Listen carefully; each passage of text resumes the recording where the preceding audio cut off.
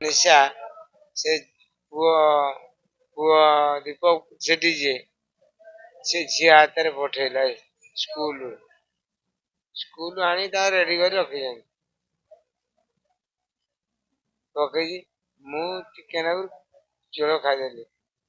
ଜୋର ଖାଇଦେଲା ପରେ ମାନେ ପିତା ଲାଗୁଛି କଣ କାଲିଛି କେମିତି କେତେ ଲାଗୁଛି ଖାଇଲେ ଫୋପାଡ଼ି ଦେଲି। ଧୋଇକି ଆମେ ଅଣ୍ଡା ଅଣ୍ଡା ଧୋଇକି ବାପ ଝିଅ 3 ଜଣ ମୋ ସାଙ୍ଗରେ ଝିଅ ଛୋଟ ଛୋଟ ଝିଅ 10 ବର୍ଷ ଝିଅ ଗୋଟେ 5 ବର୍ଷ ଝିଅ ସିଏ ମୋ ସାଙ୍ଗରେ ଖାଆନ୍ତି।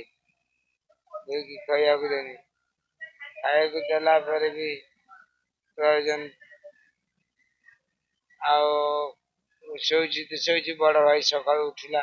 ମୁଁ ରାତି 4ଟାରେ ଉଠିବା ଲୋକ। ବଡ ଭାଇ ଆସି ଦେଖିଲା କାହିଁ ମୋ ଭାଇ ଉଠିନି।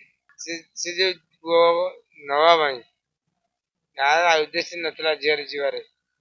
ସେ ପୁଅ ଜବରଦସ୍ତ ତାକୁ ନିଶା ଦେଲେ ବାପା ମା ଖାଇକି ଶୋଇବେ ଆସିବେ। ମୁଁ ଜାଣିନଥିଲି। ବୁଧବାର ରାତି 12ଟାରେ ମତେ ଭାଇ ଯାଇ କହିଲା ଗ୍ରିଲ ବାଡେଇକି। ସେଠୁ ମୁଁ ଉଠିଲି। ଉଠିକି ମୁଁ ପଚାରିଲି ଆରେ କଣ ହେଇଛି ନା ଏମିତି ଝିଅ ପଳେଇଛି ସୁନା ରୂପା ନେଇକି 22,000 ଟଙ୍କା। ଆଉ ଆମେ ସମସ୍ତେ ଖାଇ ପିଇକି ପଡିଛୁ ହାଲିଆ ହେଇକି କେହି କାହାକୁ ଉଠୁନା। ସେଠୁ ମୁଁ ଯାଇ ଯେତେବେଳେ ଦେଖିଲି ଇଏ ଝିଅଟି ପଡିଛି ବେଡରେ ପଲଙ୍ଗରେ, ଇଏ ବି ପଲଙ୍ଗରେ ପଡିଛି। ସକାଳୁ ଦେଖିଲି ଯେମିତି ଆଙ୍କ କଥା ବେଶୀ ହେଲା। ସାନ ଭାଇଟା ଗୋଟେ ବାଉଁଶ ବୁଦାରେ ଯାଇ ପଡିଛି ସକାଳୁ। ସେଠୁ ମୁଁ ଯାଇ ପହଞ୍ଚିଲା ପରେ ସେଠୁ ତାକୁ ଉଠେଇକି ଆଣିକି ତା ଶଳା କତିକି ଫୋନ କଲି। ସେଠି ହାତୀବାରି ଶଳା କତିକି ସଡୁ କତିକି ଫୋନ କଲି। ସିଏ ଆସିକି ପହଞ୍ଚିଲେ। ସେଠୁ ମୁଁ ବୋଲର କରିକି ମଧୁବନ ହସ୍ପିଟାଲକୁ ପଠେଇଲି। ସେ ମଧୁବନ ହସ୍ପିଟାଲ ଆସି ପହଞ୍ଚିଲେ। ଡାକ୍ତର ଦେଖିଲେ।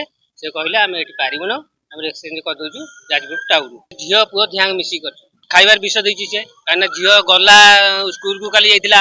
ସେ ସ୍କୁଲରେ ତାଙ୍କ ଘର ହଉଛି ସେଇଠି ତା ମାମୁଁ ଘର। ସେ ମାମୁଁ ଘର କତିକି ଆସିଥିଲା। ମାମୁଁ ଘର କତିକି ଝିଅକୁ ଦେଇଛୁ ଔଷଧ ତୁ ନେଇଯା ପ୍ଲାନ୍ କରିକି ତୁ ଖାଇବାକୁ ଦବୁ ତାଙ୍କୁ ଆଉ କଣ।